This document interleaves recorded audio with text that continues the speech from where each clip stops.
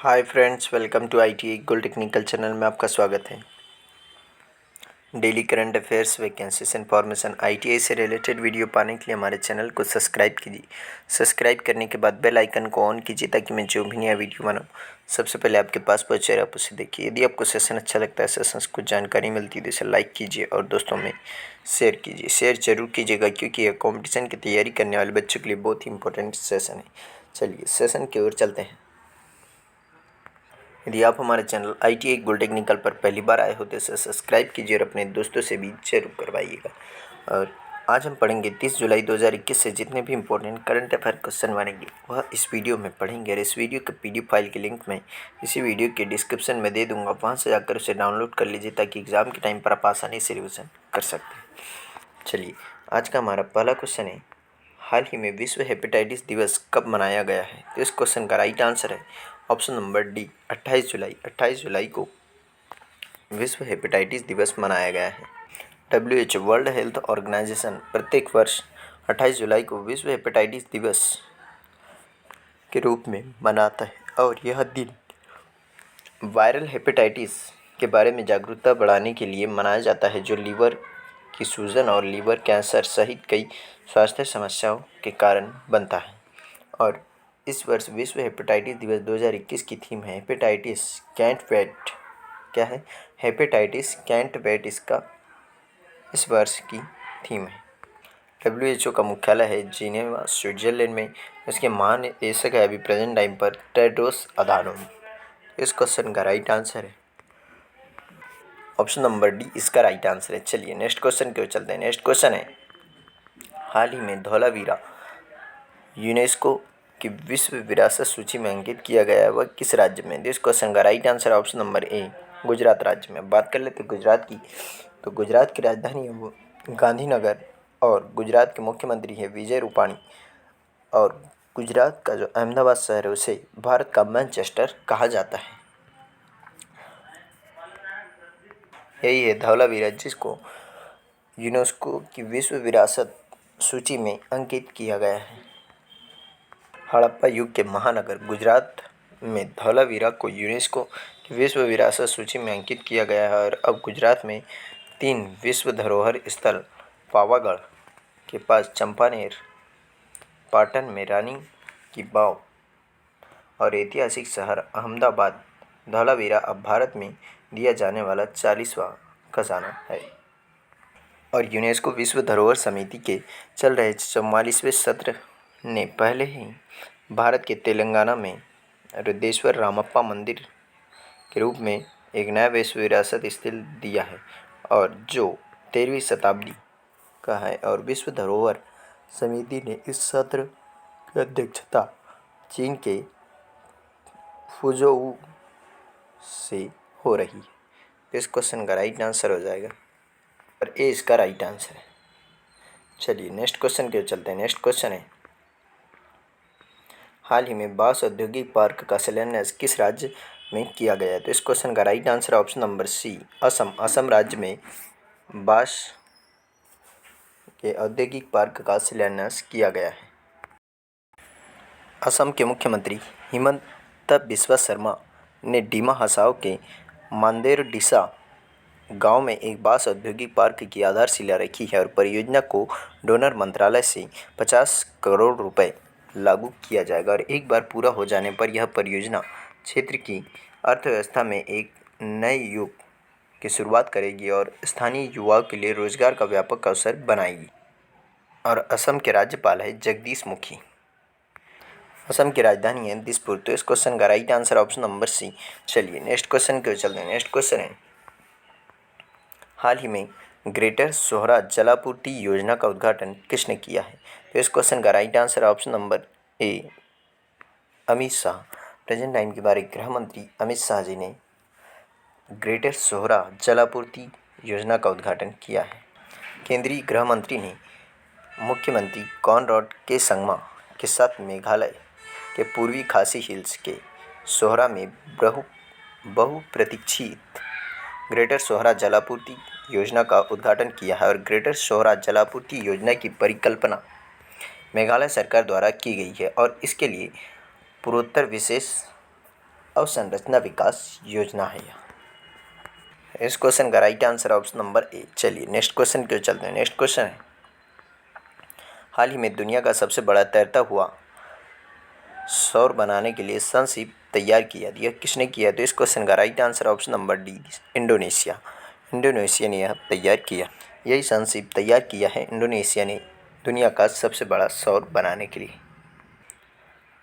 Singapore के संशिप group ने पड़ोसी देश इंडोनेशिया शहर बॉटम में दुनिया के सबसे बड़े फ्लोटिंग सोलर फार्म और ऊर्जा भंडारण प्रणाली के निर्माण के लिए $2 मिलियन खर्च करने की योजना बनाई है, जो इसके अक्षय ऊर्जा उत्पादन क्षमता को दोगुना कर देगा और फ्लोटिंग फोटोवोल्टिक सिस्टम की क्षमता 2.2 गीगावाट होने की उम्मीद है इसमें।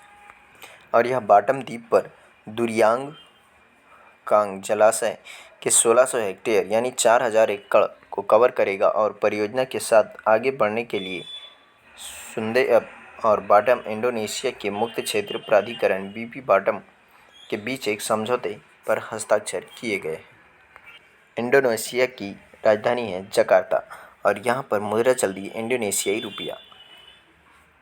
इस क्वेश्चन का राइट आंसर है ऑप्शन नंबर डी, इसका राइट आंसर है। चलिए नेक्स्ट क्वेश्चन को चलते हैं। नेक्स्ट क्वेश्चन है, हाल ही में मध्य दक्षिण एशिया सम्मेलन 2021 की मेजबानी किस देश ने की है? इस क्वेश्चन का right answer option number C, Uzbekistan. Uzbekistan ने इसकी मेजबानी की। उज्बेकिस्तान ने ताशकंद में मध्य और दक्षिण एशिया क्षेत्रीय कनेक्टिविटी चुनौतियों और अवसर नामक एक उच्च स्तरीय अंतर्राष्ट्रीय सम्मेलन की मेजबानी की है और सम्मेलन उज्बेकिस्तान के राष्ट्रपति शावकत मिर्जियोयेव की एक पहल थी। इसमें अफगानिस्तान के राष्ट्रपति अशरफ गनी, मध्य एशियाई और पश्चिमी एशियाई और दक्षिणी एशियाई देशों के मंत्री भी शामिल थे, जिनमें भारत के विदेश मंत्री डॉक्टर जयशंकर प्रसाद भी शामिल हुए थे। और सम्मेलन में 40 से अधिक देशों और लगभग 30 अंतर्राष्ट्रीय संगठनों के प्रतिनिधियों और थिंक टैंकों के प्रमुख ने भाग लिया है। इस क्वेश्चन का right answer option number C. चलिए नेक्स्ट क्वेश्चन की ओर चलते हैं। नेक्स्ट क्वेश्चन है, हाल ही में यूटो होरिगोमे ने स्केटबोर्डिंग में पहला ओलंपिक स्वर्ण पदक जीता। वह किस देश से? तो वह जापान से है, जिन्होंने स्केटबोर्डिंग में पहला स्वर्ण पदक जीता है। इसका right answer option number D, Japan की राजधानी है टोक्यो और यहाँ पर अभी टोक्यो ओलंपिक चल रहा है, उसी में इसने स्केटबोर्डिंग में स्वर्ण पदक जीता है। और जापान की मुद्रा है येन। क्या है? येन। यही है यूटो होरिगोमे।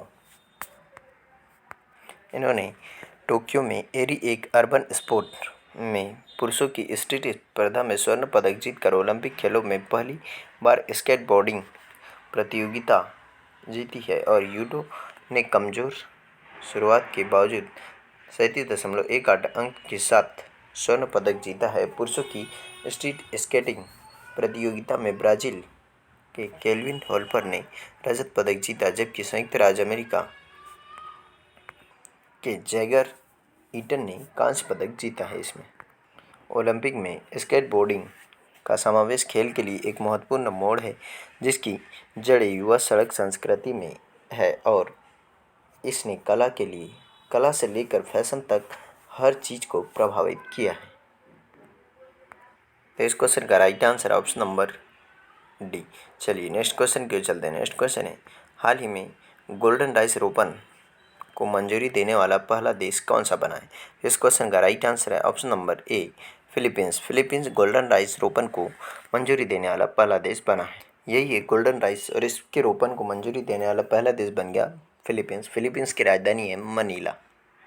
फिलीपींस आनुवंशिक रूप से संशोधित गोल्डन राइस के व्यावसायिक उत्पादन के लिए अनुमोदन प्राप्त करने वाला दुनिया का पहला देश बन गया, जो बचपन के कुपोषण को कम करने में मदद करने के लिए पोषक तत्वों से भरपूर चावल की एक किस्म है। गोल्डन राइस को कृषि विभाग, फिलीपींस चावल अनुसंधान संस्थान द्वारा अंतर्राष्ट्रीय चावल के साथ 2 दशक बीतने के बाद यह मंजूरी दी गई है। इसके चमकीले पीले रंग के कारण इसे गोल्डन राइस नाम दिया गया और यह एक कप सुनहरा चावल 40% तक विटामिन ए, दे सकता है, जो कि 6 महीने से 5 साल की उम्र के बच्चों के लिए बहुत ही ज़रूरी है और बचपन के अंधेपन के लिए लड़ने और विकासशील देशों में जीवन बचाने के लिए है। और यह दक्षिण और दक्षिण पूर्व एशिया में वाणिज्यिक प्रसार के लिए अनुमोदित पहला आनुवंशिक रूप से संशोधित चावल भी है। फिलीपींस के राष्ट्रपति है रोड्रिगो दुतेर्ते और यहाँ पर राजधानी तो मैंने बताई दी आपको, मनीला है और यहाँ पर मुद्रा चलती है फिलीपींस पेसो। तो इस क्वेश्चन का right answer option number A. चलिए नेक्स्ट क्वेश्चन की ओर चलते हैं। नेक्स्ट क्वेश्चन है, हाल ही में किस राज्य के मुख्यमंत्री ने अपने पद से इस्तीफा दिया? तो इस क्वेश्चन का right answer option number D, Karnataka. Karnataka के मुख्यमंत्री बी.एस. येदियुरप्पा ने अपने पद से इस्तीफा दे दिया है। कर्नाटक के मुख्यमंत्री बी.एस. येदियुरप्पा ने 26 जुलाई 2021 को शीर्ष पद से इस्तीफे की घोषणा की और जबकि उनकी सरकार में 2019 में सत्ता में आने के बाद राज्य में 2 साल पूरे किए और 78 वर्षीय येदियुरप्पा, जिन्हें अक्सर उनके अधाक्षर BSY द्वारा बुलाया जाता है, अधाक्षर BSY ने कर्नाटक के 19वें मुख्यमंत्री के रूप में कार्य किया। उन्होंने 4 बार कर्नाटक के मुख्यमंत्री के रूप में कार्य किया गया था और कर्नाटक के इतिहास में ऐसा करने वाले एकमात्र मुख्यमंत्री थे वह। कर्नाटक के राज्यपाल है थावरचंद गहलोत और वहाँ की राजधानी है बेंगलुरु, जिसे IT सिटी भी कहा जाता है। इस क्वेश्चन का right answer option number D इसका राइट आंसर है। चलिए नेक्स्ट क्वेश्चन की ओर चलते हैं। नेक्स्ट क्वेश्चन है, हाल ही में जयंती बाई का निधन हुआ, वह कौन थी? तो वह एक अभिनेत्री थी जिनका अभी हाल ही में निधन हो गया है। यही है जयंती बाई, जिनका अभी हाल ही में निधन हो गया है। प्रसिद्ध दक्षिणी अभिनेत्री जयंती बाई का उम्र से संबंधित बीमारियों के कारण निधन हो गया। उन्होंने 1963 में अपने अभिनय करियर की शुरुआत की और 500 से अधिक फिल्मों में अभिनय किया, जो कन्नड़, तेलुगु, तमिल, मलयालम और हिंदी सहित 5 भाषाओं में फैली हुई है। कन्नड़ फिल्म उद्योग में उन्हें प्यार से अभिनय शारदे यानी अभिनय की देवी के नाम से जाना जाता था और उन्होंने 7 बार कर्नाटक राज्य फिल्म पुरस्कार जीता है और 2 बार फिल्म फेयर पुरस्कार सहित उन्हें कई पुरस्कार दिए गए हैं। इस क्वेश्चन का right answer option number A. चलिए आज का सेशन यही समाप्त होता है। यदि आप हमारे चैनल ITI गुल टेक्निकल पर पहली बार आए हो तो इसे सब्सक्राइब कीजिए। सब्सक्राइब करने के बाद बेल आइकन को ऑन कीजिए ताकि मैं जो भी नया वीडियो बनाऊं सबसे पहले आपके पास पहुंचे और आप उसे देखिए। यदि आपको सेशन अच्छा लगता है, सेशन से कुछ जानकारी मिलती है तो इसे लाइक कीजिए और दोस्तों में शेयर कीजिए। Thank you so much watching for my video. मिलते हैं नेक्स्ट सेशन में।